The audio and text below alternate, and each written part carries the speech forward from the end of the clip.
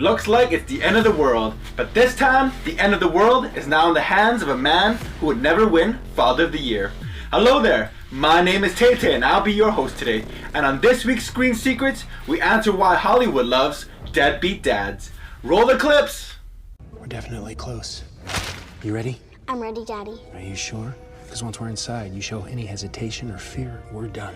I eat fear for breakfast. From The Rock to Paul Rudd, many have donned the role of this modern archetype. You know, the divorced dad that wants to make time for their kids, but could never keep his promises.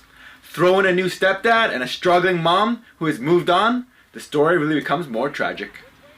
Your fiance is an asshat. He's not an asshat. Hey, watch your language, okay? Oh, what language? Give me a Said minute. hat. Stop it. We are of course talking about the deadbeat dad. But to break down why is this archetype so successful, we have to take a look at how these movies are crafted. The genre is typically action or occasionally comedy, but recently I was watching San Andreas and I noticed how The Rock started off with the movie. Usually these movies start off with a great save the cat scene with the dad at work or hanging out with some friends to prove that they are someone who is likable in the community. Within the 5 minutes we establish the heroics of our dad, as in the case with San Andreas. The Rock pilots a helicopter to save a stranded teen. Got it! Show me swing! This archetype works really well with action movies because the save the cat scene really gives them a skill that they'll end up using later in the movie. Also within the first 10 minutes we are usually introduced to the kids and of course the ex.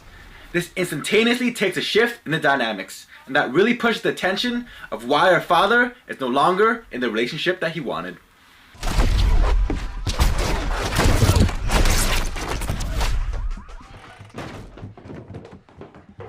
It's no surprise from the trailer that at some point our hero is going to overcome insurmountable odds. But while action is a great driver for a movie, it is not as important as a theme, which is something that our audience can connect to. Hence bringing in the role of deadbeat dads. They are a great archetype for the themes of family because it shows a man who has lost it all but will overcome the world just to get it all back. It also has such a redeemable aspect of it. A man who was once incapable for caring about anybody but himself would now journey to the end of the world, sometimes literally in these movies, for what truly matters. Another kicker is that often the ex will have moved on to a new perfect man, which amplifies the tragedy of our incomplete hero.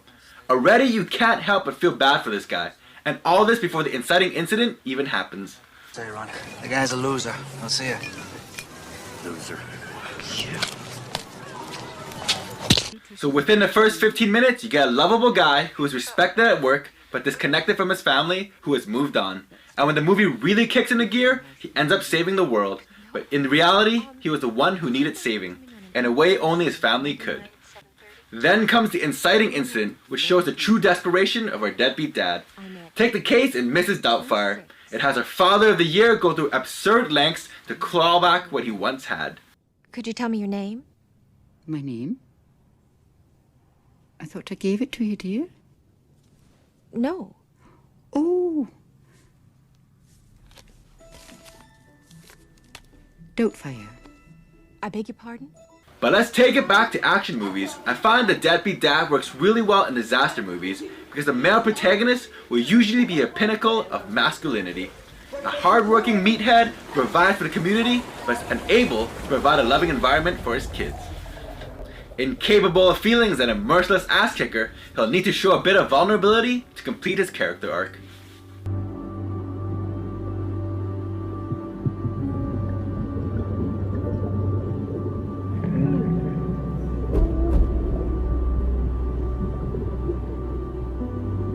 I think inherently the theme of family strikes so deep on so many levels.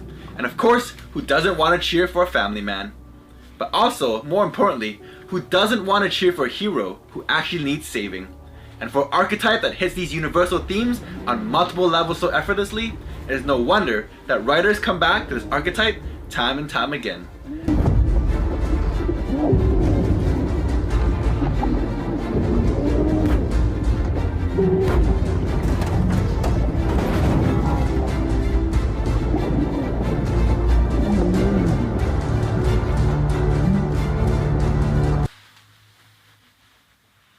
Well, there you have it. There is nothing more deserving of our cheers than a man who risks it all for the meaning of family. Is there any other type of archetypes that you just can't get enough of? Leave a comment below and let me know. And until next time, keep that popcorn warm for me.